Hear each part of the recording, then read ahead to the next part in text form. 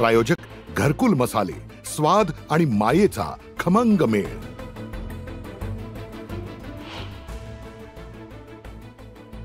राहुल गांधींच्या भारत जोडो न्याय यात्रेची सांगता 17 मार्चला शिवाजी पार्कवर घेणार जाहीर सभा।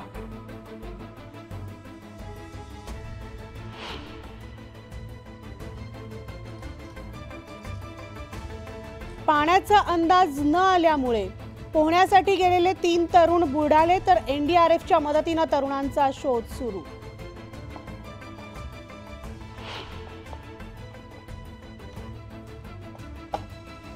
मावळ तालुका जमीन हक्क परिषदेचं मुंबई पुणे एक्सप्रेससाठी धरणे आंदोलन। महामार्गाच्या दोन्हीकडे रस्त्याची मागणी, तहसीलदारांना दिलं मागण्यांचं निवेदन।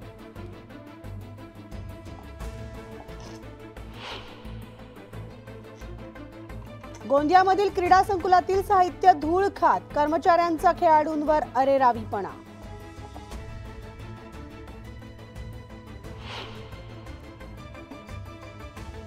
संभाजीनगरमधील मालमत्ता धारकांना मोठं गिफ्ट, 2000 चौरस फुटांपर्यंत गुंठेवारीला मुभा, जून अखेरपर्यंत संधी।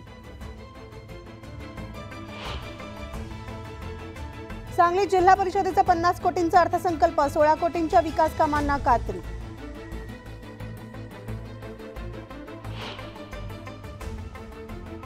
मुंबईमध्ये उभारणार भंडारी समाज भवन, शासनाकडून 2 कोटींचा निधी, दीपक केसरकरांनी केली घोषणा।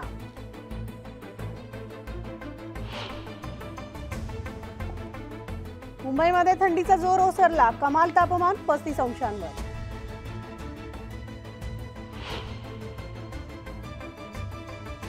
कोकण मार्गावर विशेष गाड्या, होळी निमित्तानं चाकरमान्यांसाठी खास सोय, रेल्वे गाड्यांचं आरक्षण सुरू।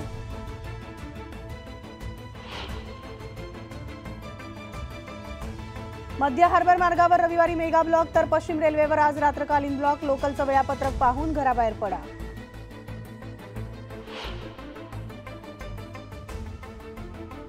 अभिनेत्री क्रांती रेडकरला ठार मारण्याची धमकी, पोलीस ठाण्यात तक्रार दाखल।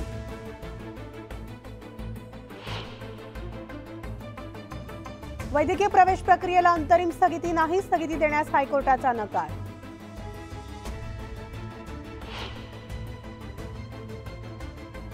अमोल गुलदगडे हत्या प्रकरण 5 जणांनी केली होती निर्गुण हत्या, आरोपींवर मुक्कांतर्गत कारवाईची मागणी।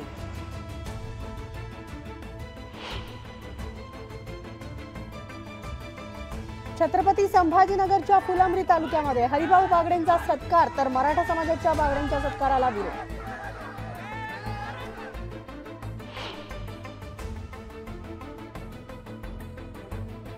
बीडमध्ये आडत दुकानदाराची फसवणूक, तुरीची खरेदी केली मात्र पैसेच दिले नाहीत, पल्सेस मिलच्या मालकाविरोधात गुन्हा दाखल।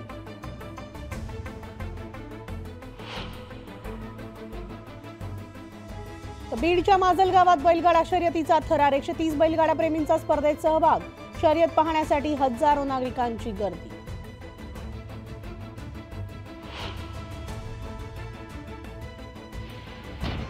गोंदियामध्ये महामार्गावरील हॉटेलमध्ये सिलेंडरचा स्फोट, संपूर्ण हॉटेल जळून खाक, सुदैवानं कोणतीही जीवितहानी नाही।